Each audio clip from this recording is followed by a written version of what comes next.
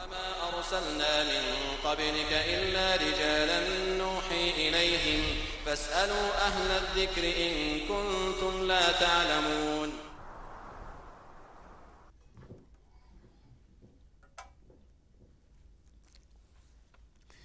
بسم الله الرحمن الرحيم. الحمد لله رب العالمين، والصلاة والسلام على نبينا محمد وعلى آله وصحبه أجمعين. أيها الإخوة والأخوات، السلام عليكم ورحمة الله وبركاته، حياكم الله إلى لقاء جديد من برنامج فتاوى، مرحبين في مستهله بضيفنا الكريم معالي الشيخ عبد الله بن سليمان المنيع، عضو هيئة كبار العلماء، المستشار في الديوان الملكي. السلام عليكم معالي الشيخ عبد الله. وعليكم السلام ورحمة الله وبركاته. أحييك تحية مباركة، كما أحيي إخواني القائمين ببث هذا اللقاء، وأحيي إخواني وأخواتي المشاهدين والمشاهدات في كل مكان، وأسأل الله سبحانه وتعالى أن يجعلنا متعاونين على البر والتقوى، وأن يوفقنا لما يحبه ويرضاه. اللهم أرنا الحق حقا وارزقنا اتباعه، وأرنا الباطل باطلا وجنبناه، والله المستعان. اللهم امين، وجزاكم الله خير الجزاء. واذكركم ايها الاخوه والاخوات بجوال البرنامج للتواصل عبر الواتساب، وكذلك عبر الرسائل النصيه 0501785536. على بركة الله نبدأ مع الشيخ عبد الله معكم بأول سؤال في هذه الحلقة. هذا يسأل ويستفسر ويقول: ما الفرق بين الفتوى والحكم، وما معنى يرفع الخلاف؟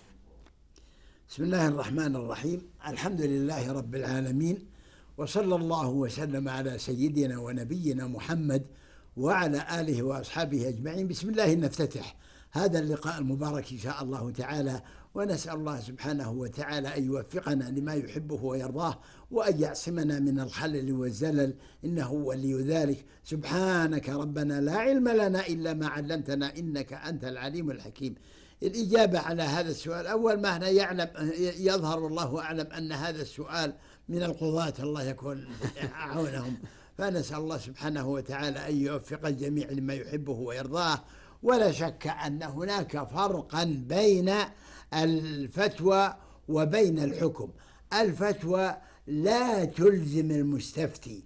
حينما يأتي المستفتي ويسأل المفتي عن فتوى فيفتيه بهذه الفتوى، إن كان من طلبة العلم، ووجد أن هذه الفتوى قد يكون عليها بعض الملاحظات، وذهب إلى مفت آخر يظنه أكثر منه علما ونحو ذلك، فلا بأس بذلك. فالفتوى لا تلزم المستفتي، بينما الحكم يلزم المحكوم عليه مطلقا، سواء على كل حال كان هذا الحكم مبنيا على قول، وهناك أقوال لأهل العلم تخالف هذا القول، لكن هذا الحكم هذا القول الذي حكم به الحاكم هو ملزم للمستفتي. ولهذا من القواعد الشرعية ومن القواعد القضائية كذلك أن حكم الحاكم يرفع الخلاف. ما معنى حكم الحاكم يرفع الخلاف؟ بعض طلبة العلم يظن بأن المسألة التي فيها خلاف إذا حكم حاكم بأحد الأمرين فلا يجوز الأخذ بالرأي الآخر، وهذا غلط. وإنما المقصود بأن الحكم يرفع الخلاف في المسألة في القضية المنظورة لدى القاضي. فإذا قضى في مسألة سواء كانت قضية طلاق أو قضية نكاح أو قضية مالية أو قضية جزائية أو نحو ذلك، فعلى كل حال فهذا الحكم الذي حكم به لا يجوز لأي جهة معقبة على الأحكام كمحكمة التمييز أو المحكمة العليا ونحو ذلك أن تعترض على هذا الحكم، لأنه حكم بهذا الحكم. صحيح مثلا ممكن الاعتراض على الحكم في نقص الإجراءات، في نقص البينات، في أي شيء يؤثر على الحكم، لكن حينما تكون المسألة المحكوم فيها ذات قولين، قول يقول كذا وقول يقول كذا، واختار القاضي أحد القولين، فإن هذا القول يرفع الخلاف في هذه المسألة بالذات، ولا يرفع الخلاف في المسألة على سبيل العموم. وهذا معنى قول أهل العلم عن حكم الحاكم يرفع الخلاف. طيب يا شيخ عبد الله، بارك الله فيكم وأثابكم الله، ما وجه القول بأن يعني أن المرأة لا يجوز أن تكون قاضي ولكن تكون كاتبة عدل؟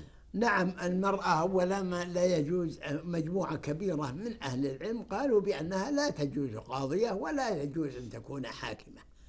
ورسولنا صلى الله عليه وسلم يقول في الحديث الصحيح: لم يفلح قوم ولوا أمرهم امرأة. وأما ما يتعلق بالأمور الإثباتية والتوثيقية ونحو ذلك، فكتابة العدل ليست إنشاء لعقود نكاح، وإنما هي توثيق. ولهذا نفس الآن المأذون حينما إذا لا يستطيع أن يصدر وثيقة زواج أو عقد زواج يعني بدون أن يكون الإيجاب والقبول من غيره، وإنما هو يوثق الإيجاب والقبول. الإيجاب من ولي المرأة والقبول من الزوج نفسه، فإذا الإيجاب والقبول هما ركن العقد نفسه. وبناء على هذا فالكاتب العدل سواء كان مأذون أنكحة أو كاتب عدل أو نحو ذلك من الموثقين، هؤلاء لا يعتبرون منشئين لعقود، وإنما هم موثقون للعقود نفسها. وبناء على هذا ففيه فارق بين أن تكون المرأة كاتبة عدل أو أن تكون المرأة كذلك مفتية، لأن الفتوى لا تلزم وليست حكما، أو أن تكون عضوا في مجلس الشورى أو في مجلس الإفتاء أو في أي شيء ليس فيه إصدار ولاية تولي إصدار ولاية ونحو ذلك. هذا لا بأس بذلك، ولا يعتبر من قبيل الولايات العامة التي لا يجوز للمرأة أن تتولى شيئا منها.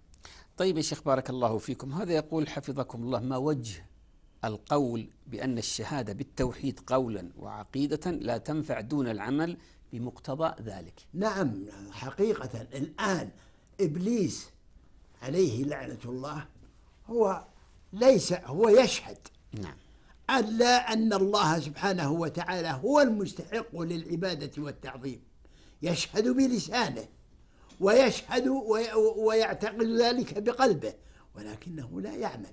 فإذا الإيمان هو قول باللسان واعتقاد بالجنان وعمل بالأركان، يزيد بالطاعة وينقص بالمعصية. فإذا اجتمع في الإيمان هذه الأمور الثلاثة صار إيمانا نافعا، وصار هو مقتضى كلمة الإخلاص خالصة من قلبه، كما قال صلى الله عليه وسلم حينما سأله أبو هريرة: من أسعد الناس بشفاعتك يا رسول الله؟ قال: من قال لا إله إلا الله خالصا من قلبه. فلا يقول لا إله إلا الله خالصا بقلبه إلا ويعمل بمقتضى أوامر الله التي هي عقيدته في أن الله سبحانه وتعالى هو المستحق للعبادة والتعظيم، ومن عبادة الله هو الامتثال بأمره والانتهاء عن نهيه. فإذا لا بد أن يكون العمل أحد أركان الإيمان، وألا ينتفع بقول وإيمان دون عمل.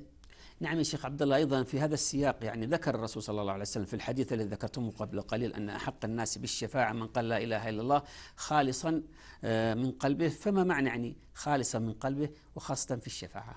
نعم، أول ما هنا خالصا من قلبه، لا تكون الشفاعة أولا إلا لمن أذن الله له بمن رضي الله عنه وأذن للشافع بالشفاعة فيه، ولا يشفعون إلا لمن ارتضى. من ذا الذي يشفع عنده إلا بإذنه؟ شرطين للشفاعة. فإذا رسولنا صلى الله عليه وسلم لا يشفع لأحد إلا لمن قال لا إله إلا الله خالصا هذا القول من قلبه، وخلوصه من قلبه يقتضي العمل بمقتضى هذا الاعتقاد من قلبه. أحسن الله إليكم يا شيخ عبد الله. أيضا هذا يسأل يقول: ما وجه النهي عن الحلف بغير الله، وأن هذا نوع من أنواع الشرك بالله عز وجل؟ نعم، الحلف هو تعظيم، وأنت البعيد حينما يعظم غير الله سبحانه، حينما يحلف بغير الله فهو في الواقع يعظم هذا المحلوف به تعظيما لا يجوز أن يكون إلا لله. فإذا معنى هذا أنه أشرك مع الله، يعظم الله ويعظم غير الله، وهذا هو الشرك، دعوة غير الله معه، وأن تجعل لله ندا وهو خلقك، فهذا هو الشرك والعياذ بالله. فبناء على هذا فالحلف بغير الله يعتبر نوعا من الشرك، إلا أنه شرك لا يخرج صاحبه من الجنة. وهذا عبد الله بن مسعود رضي الله عنه وأرضاه يتحدث عن الحلف بغير الله ويقول على سبيل تعظيم المصيبة في من يحلف بغير الله: لأن أحلف بالله كاذبا أحب إلي من أن أحلف بغيره صادقا. فهو الآن وازن بين أن يحلف بغير الله وبين أن يحلف بالله على كذب. فالحلف بالله على كذب هذه يمين غموس، لكنها أقل إثما وخطورة من الحلف بغير الله سبحانه وتعالى. وإذا فمعنى هذا أن من حلف بغير الله فقد أشرك مع الله غيره، وكفر بالله في أن يكون التعظيم له وحده.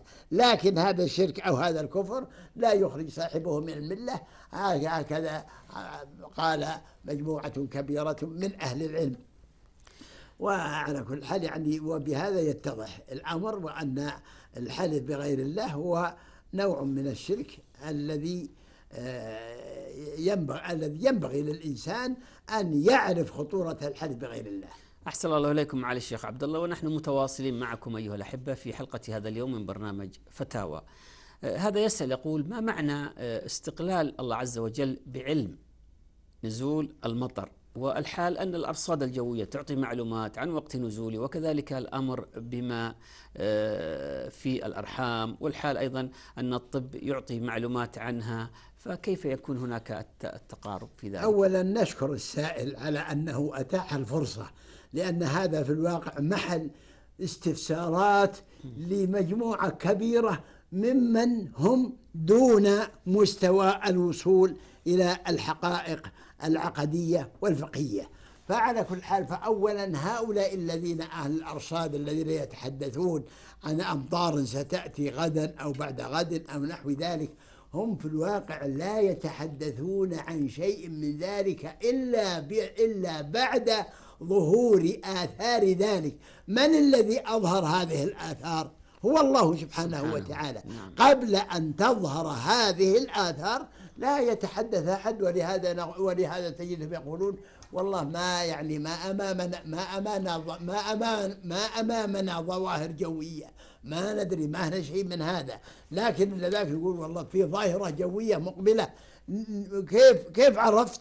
عرف من آثارها المتعلقة بعلم الأرصاد، ولكنها علم بها بعد أن وجد سببها. وأما قبل أن يوجد سببها الله سبحانه وتعالى هو المختص به.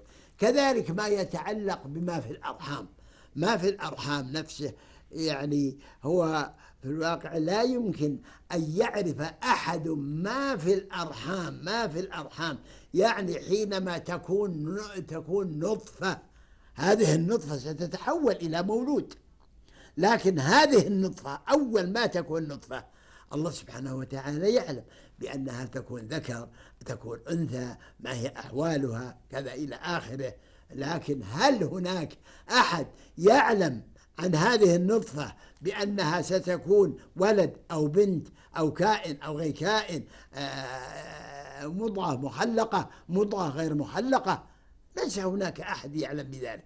ولكن بعد انعقاد السبب وبعد ظهورها وجدت الأجهزة التي تبين ما كان موجودا، ما تبين ما كان معدوما، ما كان موجودا. وبناء على هذا فنقول ليس هناك تعارض بين استقلال الله سبحانه وتعالى بالعلم بنزول الأمطار وبما في الأرحام واختصاصه سبحانه وتعالى بعلم ذلك، وبين ما يعلم بعد وقوعه أو وقوع أسباب ظهوره. أحسن الله إليكم معالي الشيخ عبد الله. ومن الأسئلة أيضا حديث الرسول صلى الله عليه وسلم: فر من المجذوم فرارك من الأسد، وقد أخذ بيد مجذوم وأكل معه، فما الجمع بين قوله صلى الله عليه وسلم وعمله؟ الجمع والله أعلم هو أن رسولنا صلى الله عليه وسلم حينما أخذ بيد المجذوم وأكل معه، هذا يعني أنه صلى الله عليه وسلم على قدر كامل من التوكل بالله سبحانه وتعالى والتوكل على الله.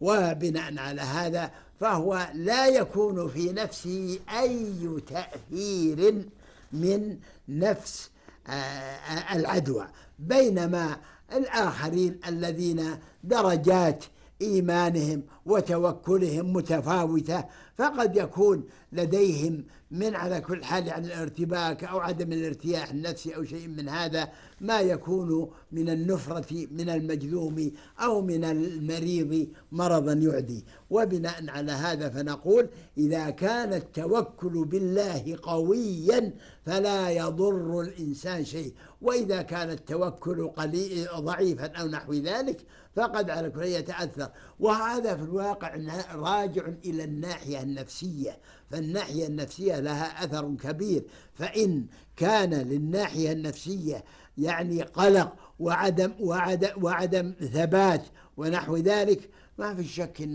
إن هذا سيكون له أثر في نفسه، وإن كان هذا الأثر ليس له وجود في الخارج إلا أن نفسه صار لديها شيء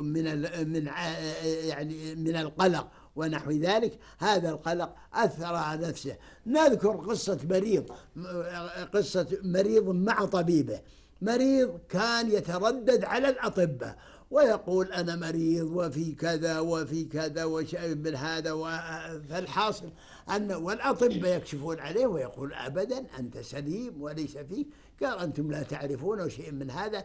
فذهب إلى طبيب آخر ثم نظر إليه ونظر إلى تقارير الأطباء كلهم، وهذه التقارير كلها تنبئ بأنه سليم. فقال لا، أنت مريض ومرض خطير، كيف عشت إلى هذا الوقت؟ أنت سبحان الله لابد يعني من أنك تأخذ علاج وعلاج يحميك. ثم بعد ذلك قال لي طيبي بيجي الحمد لله أنا والله أني أشعر بما تقول وأني مريض وأني إلى آخره. قال لا، أخذ له حبة اسبرين وقسمها فصلها نصفين، ثم قال خذ النصف ولا تزيد، ترى إن زدت ترى هذا يؤثر عليك تأثير بالغ، انتبه. وهذه تأخذها الصباح الساعة كذا ودقيقة كذا، وفي المساء الساعة كذا والدقيقة كذا، وإن أخلفت أو شيء من هذا سيترتب عليك يعني نتيجة سيئة جدا. فكان محافظا على هذا الشيء، أخذه وحافظ عليه. وبعد 3 أيام أو يومين الله يجزاك خير يا طبيب، والله أنا والله سعدت وارتحت. وهو جانب نفسي علاج نفسي. نعم. فعلى أي حال الحمد لله نفس والله الحمد ما ذكره الله سبحانه وتعالى في إنزال المطر واختصاصه بعلمه، وكذلك الجنين واختصاصه بعلمه لا يتعارض مع الإخبار عنه بعد وجوده، سواء كانت أمطار وجدت أسبابها أو حمل وجد أسباب أو على كل حال يعني تمثل إلى ذكر أو أنثى. أحسن الله إليكم سماحة معالي الشيخ، بارك الله فيكم. الرسول صلى الله عليه وسلم نهى أن يشهد للحي بأنه من أهل الجنة أو للشهادة له بأنه من أهل النار، ما السبب؟ نعم، السبب في ذلك أن المسألة راجعة إلى حسن الخاتمة. يقول صلى الله عليه وسلم: إن الرجل ليعمل بعمل أهل الجنة حتى ما يكون بينه وبينها إلا ذراع، فيسبق عليه الكتاب فيعمل بعمل أهل النار فيدخلها. وإن الرجل ليعمل بعمل أهل النار حتى ما يكون بينه وبينها إلا ذراع، فيسبق عليه الكتاب فيعمل بعمل أهل الجنة فيدخلها. فإذا العبرة بالخواتيم. ولهذا رسول الله صلى الله عليه وسلم في مجموعة من النصوص نهى أن يشهد لأحد بجنة أو بنار، وإنما على كل حال يعني. ولهذا نفس مثلا يعني العموم ممكن يشهدون لإنسان، يقول نشهد بأن هذا زكي وفي خير وكذا ونحسبه كذلك، ولكن لا نجزم على الله بشيء. فعلى كل حال يعني فالعبرة بخواتيم الأعمال، بالخاتمة. إن الله سبحانه وتعالى ختم له بخير فهو بخير، وإن ختم له بغير ذلك فهو بعكس ذلك، والله المستعان. أحسن الله إليكم معالي الشيخ عبد الله. ما هي الشفاعة الشرعية وهل لها شروط، ولماذا لا تطلب إلا من الرسل أو الأولياء بعد؟ أولا الشفاعة الشرعية هي التي تطلب أو هي التي يتوفر فيها شرطان: إذن الله للشافع ورضاه عن المشفوع. وإذن الله سبحانه وتعالى للشافع لا يمكن أن يشفع إلا بعد أن يستأذن الله سبحانه وتعالى في شفاعته لمن يشفع عنه، ولا يمكن أن يكون له إذن بذلك إلا أن يكون الله سبحانه وتعالى قد رضي عن المشفوع له بالشفاعة له. وبناء على هذا فهذه الشفاعة الشرعية. أما الشفاعات الشركية فهي مع الأسف الشديد ما هو ظاهر عند مجموعة من إخواننا المسلمين هداهم الله، حينما نجد مجموعة منهم يأتي إلى الميت: يا فلان اشفع لي، يا فلان انفعني، يا فلان ادفع عنا الضرر، يا فلان أعطي زوجتي حملا أو نحو ذلك. كل ذلك في الواقع هذا ما هو إلا أو يشفع لي عند ربي أو نحو ذلك. كل ذلك يعتبر شركا بالله، لأنه يدعو غير الله سبحانه وتعالى.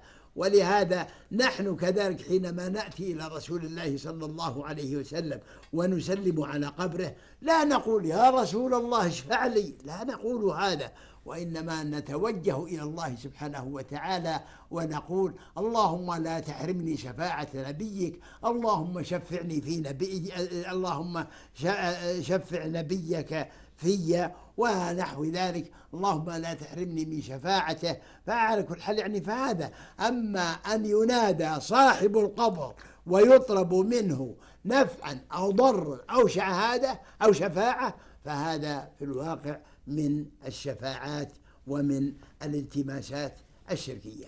أحسن الله إليكم معالي الشيخ عبد الله. في حديث معاذ بن جبل في إخبار الرسول صلى الله عليه وسلم عن حقوق الله على العباد وحقوق العباد على الله سبحانه وتعالى، فهل للعباد حق على ربهم؟ وما وجه إخبار معاذ بخبره مع رسول الله صلى الله عليه وسلم والحال أنه نهاه عن ذلك؟ نعم، أولا نذكر هذا الحديث، وهو أن معاذ بن جبل تحدث عن صحبته لرسول الله صلى الله عليه وسلم في أحد أيامه، وقد ردف معه دابة، وفي نفس الأمر التفت إليه صلى الله عليه وسلم وقال: يا معاذ، أتدري ما حق الله على العباد وما حق العباد على الله؟ قال: الله أعلم ورسوله. فقال صلى الله عليه وسلم: حق العباد على الله ألا يشركوا بالله شيئا، وحق العباد على الله ألا يعذب من لا يشرك به شيئا. قال معاذ، فرح معاذ وقال: أفلا أبشر الناس يا رسول الله؟ قال صلى الله عليه وسلم: لا تبشرهم فيتكلوا. معاذ بن جبل، أولا قبل هذا نقول إن الله سبحانه وتعالى أوجب على نفسه ألا يعذب من لا يشرك به شيئا. هذا الإيجاب ليس إيجاب إلزام وقضاء، وإنما هو إيجاب تفضل وتكريم منه سبحانه وتعالى، تكرم منه سبحانه وتعالى لعبده، وإلا فالله سبحانه وتعالى ليس ملزما الإلزام الذي يعاب على التخلف عنه، وإنما هو سبحانه وتعالى هو التزم على نفسه على سبيل التفضل والإنعام لعبده. معاذ بن جبل رضي الله عنه وأرضاه حينما أخبر بهذا الحديث بعد وفاة رسول الله صلى الله عليه وسلم قال: أخشى أن أكون مسمولا بقول رسول الله صلى الله عليه وسلم: من علم علما فكتمه ألجمه الله بلجام من نار. ورسولنا صلى الله عليه وسلم حينما ذكر لا تبشرهم، ذكر ليش لا أبشرهم؟ فيتكلوا. فهذا كذلك يعني بأن الإنسان لا يقول والله أنا والله الحمد لله أقول لا إله إلا الله محمد رسول الله، ولا في حاجة أصلي ولا صوم ولا شيء من هذا، أنا أقول لا إله إلا محمد رسول الله. فهل هذه تنقذه أو تنقذه من النار؟ لا أبدا. فإذا لا بد أن الإنسان حتى يكون مؤملا بحق الله سبحانه وتعالى على عباده، حق التفضل والإنعام، حينما يكون كذلك فهو في الواقع على كل حال يعني مؤهل إن شاء الله تعالى لفضل الله ورحمته، ولكن هذا كله يعني مقيد بقيامه بالأوامر والنواهي التي أمره الله سبحانه وتعالى بها. أحسن الله إليكم معالي الشيخ عبد الله، ولا زلنا معكم مشاهدينا الكرام في حلقة هذا اليوم من برنامج فتاوى مع الشيخ عبد الله بن سليمان المنيع. نحييكم ونتواصل معكم. معالي الشيخ عبد الله، بالتجربة ظهر أن الساحر أو الكاهن أو العراف يعلمون بعض الأمور الشخصية لزوارهم، فما وجه ذلك يا شيخ؟ وجه ذلك والله أعلم هو أن أولا كل إنسان معه قرين ومعه ملك. القرين هو شيطان، وهو حينما يأتي هذا الإنسان ويسأل هذا الساحر، يسأله يقول: أنت فلان ابن فلان، بيتكم كذا، أولادكم كذا، يعطيه خصائص لا يعلمها هو لأنه في بلد وذا في بلد ولا يعرفه وكذا، ومع ذلك يعطيه خصائص. هذه الخصائص الذي يعطيه إياها يكون فيه تفاهم بين القرينين، قرين الساحر وقرين السائل، قرين الساحر وقرين السائل. فهو يخبره هذا فلان ابن فلان وأمه فلانة وأبوه فلان وعياله فلان وهو من بلد كذا وكذا، ثم الساحر يتلقى هذه المعلومات ويعطيها السائل عن هذا، ثم بعد ذلك يظن بأن هذا يعلم الغيب، وإنما هو في الواقع إيحاء الشياطين بعضهم لبعض. نعم، بارك الله فيكم وأثابكم الله. طيب، ما معنى عصمة الأنبياء والمرسلين حفظكم الله؟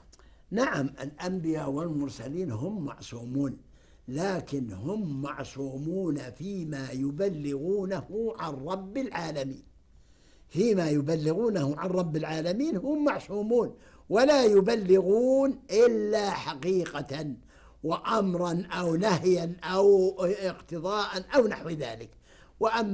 وأما أن يكونوا معصومين رسولنا صلى الله عليه وسلم يقول كلنا خطاؤون وخير الخطائين التوابون.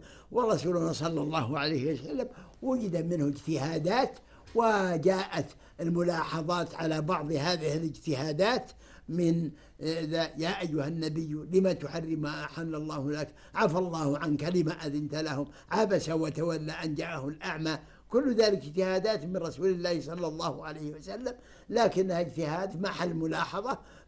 لكن الله سبحانه وتعالى يعصم رسله وأنبياءه من أن يستمر الاجتهاد الخطأ معهم، فهم يبلغون البلاغ الأكيد الصحيح الذي لا خطأ فيه ولا غلط. طيب شيخ عبد الله بارك الله فيكم، من حلف أن يعصي الله فلا يجوز الوفاء بنذره ولكن عليه الكفارة، فما وجه الوجوب هنا؟ وجه الكفارة هو أنه أولا عظم الله سبحانه وتعالى. جميل. وتعظيمه ربه عظمه بشيء نهي عنه أو لم يفعله، فإذا لم يفعله فتجب عليه الكفارة، وإذا نهي عن فعله فهو الآن في مقابل تعظيمه الله سبحانه وتعالى تعظيما على غير وجه، فهو مستحق الكفارة، وهي إطعام 10 مساكين أو كسوتهم أو تحرير رقبة من لم يجد فصيام 3 أيام. نعم يا شيخ عبد الله، غير المسلم إذا نذر وهو غير مسلم بعد ذلك أسلم، هل عليه الوفاء؟ نعم عليه الوفاء، وبدليل أن عمر بن الخطاب رضي الله عنه وأرضاه جاء إلى رسول الله صلى الله عليه وسلم في المدينة بعد أن أسلم وحسن إسلامه وصار إمام من أئمة المسلمين، وقال يا رسول الله إني نذرت أن أعتكف في مكة ليلة، فقال صلى الله عليه وسلم أوفي بنذرك. نعم. أثابكم الله. الشيخ عبد الله، ما هو وجه القول بأن الذبح للميت والطواف حول قبره شرك بالله وكفر به؟ لأن الذبح والطواف وما يتعلق بهذا كله هو نتيجة تعظيم الله سبحانه وتعالى بهذه الوسائل. طواف يعني الابتهال والخشوع والخضوع والخنوع لله سبحانه وتعالى حول بيته، لكن هذا يعني ينبغي كذلك أن يعرفه الطائفون أنفسهم. بعض الطائفين يظنون أن التعظيم والعبادة وما يتعلق بها للكعبة الحجر، وإنما التعظيم لله، وهي رمز لتعظيم الله سبحانه وتعالى. ولهذا كل العبادة اللهم اغفر لي، ما هو بيقول اللهم اغفر لي أيها الكعبة، وإنما اللهم اغفر لي، اللهم ارحمني، اللهم قني عذابك يوم تبعث عبادك، ربنا آتنا في الدنيا حسنة وفي الآخرة حسنة. فكل الدعاء والابتهال والذكر والتعظيم والإجلال كله لله سبحانه وتعالى. وبناء على هذا فهذا وجه أن يكون هذا موجه لله سبحانه وتعالى، فإذا وجه مثله لغير الله فهو شرك وعبادة لغير الله، وهذا يعتبر من الكفر بالله.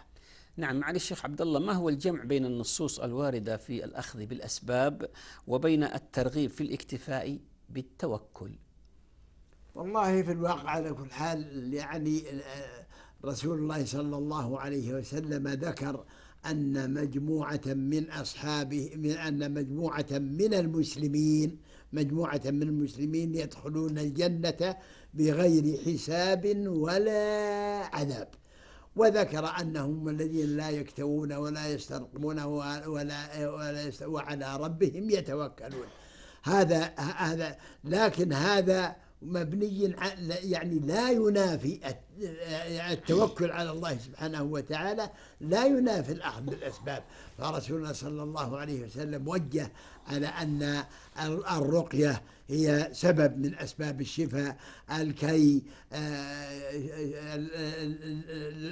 لعطة عسل، كل ذلك في الواقع ذكر صلى الله عليه وسلم بأنه سبب من أسباب الشفاء. إلا أن من على كل حال يعني توكل على الله وزاد توكله على الله فهو في الواقع لا يحس بهذا المرض، متوكل على ربه وقد لا يحس به الإحساس الذي يجعل غيره ممن إيمانه أو توكله ضعيف يحس به كما يحس به هذا، والله أعلم. طيب يا شيخ عبد الله، نختم هذه الحلقة بهذا السؤال. يقول السائل: ما وجه تسمية ما بين الحياة الدنيا والحياة الآخرة بالحياة البرزخية؟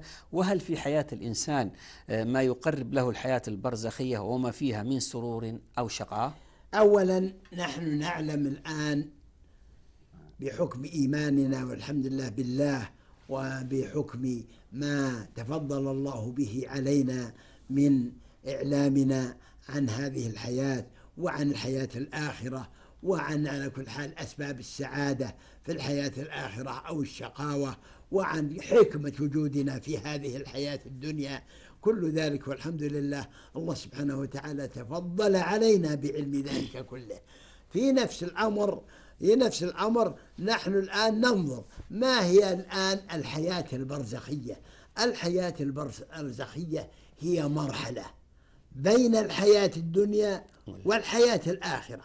فالحياة الآخرة هي التي يكون فيها العقاب وفيها الحساب وفيها العقاب وفيها الثواب وفيها إلى آخر ما جاء في أوصاف الحياة الآخرة. لكن هذه الأوصاف التي جاءت في الحياة الآخرة ليست أوصافا للحياة البرزخية. فإذا الحياة البرزخية هي مرحلة بين الحياة الدنيا والحياة الآخرة. الحياة البرزخية ما كيفيتها؟ هل نستطيع أن نقول؟ الله أعلم، ولكن ممكن أن نقول لعل أن كيفية هذه الحياة البرزخية يعني تقربنا الأحلام التي نعيشها في مناماتنا، يقربنا من الحياة البرزخية. نعم. لأنك الآن وأنت في أحلامك كأنك في قوتك ونشاطك فيما يتعلق بسمعك وبصرك وقوتك وذهابك وإيابك ومحادثتك ومعاشرتك الآخرين وما يتعلق بهذا كله، والحال أنه ليس هناك شيء حقيقي، ليس هناك شيء حقيقي. فإذا هذه في الواقع هذه الحياة المنامية هي حياة روحية تشبه والله أعلم الحياة البرزخية. هذا ما يظهر والله أعلم. اللهم آمين. جزاك الله خير يا شيخ عبد الله، وبارك الله فيك وفي علمك، ونسأل الله سبحانه وتعالى أن ينفع بك الإسلام والمسلمين. وأنا كذلك أدعو أن الله سبحانه وتعالى يوفقنا جميعا لما يحبه ويرضاه، وأشكرك على إدارتك هذه الحلقة المباركة، وأسأل الله سبحانه وتعالى لإخواني أن يكونوا قد استمعوا أو قد استفادوا مما استمعوا منه، وأرجو الله سبحانه وتعالى ألا يكون هذا اللقاء آخر عهد بهم، وأن يكرر لنا ذلك إنه ولي ذلك. وصلى الله على نبينا محمد وعلى آله وأصحابه أجمعين. أيها الإخوة والأخوات، بهذا نأتي إلى ختام حلقة هذا اليوم من برنامج فتاوى، وقد أجاب عن أسئلتكم معالي الشيخ عبد الله بن سليمان المنيع، عضو هيئة كبار العلماء والمستشار في الديوان الملكي. جزا الله الشيخ خير الجزاء وجعل ذلك في موازين حسناته، كما نسأل الله عز وجل أن ينفعنا بما سمعنا وأن يجعلنا وإياكم من الذين يستمعون القول فيتبعون أحسنه، كما نسأله عز وجل أن يحفظ بلادنا من كل شر ومن كل مكروه، وأن ينصر جنودنا المرابطين في الحد الجنوبي وفي كل مكان. نلقاكم على خير بإذنه عز وجل، وهذه تحية من الزميل سلطان العتيبي، والسلام عليكم ورحمة الله وبركاته. وما أرسلنا من قبلك إلا رجالا نوحي إليهم فاسألوا أهل الذكر إن كنتم لا تعلمون.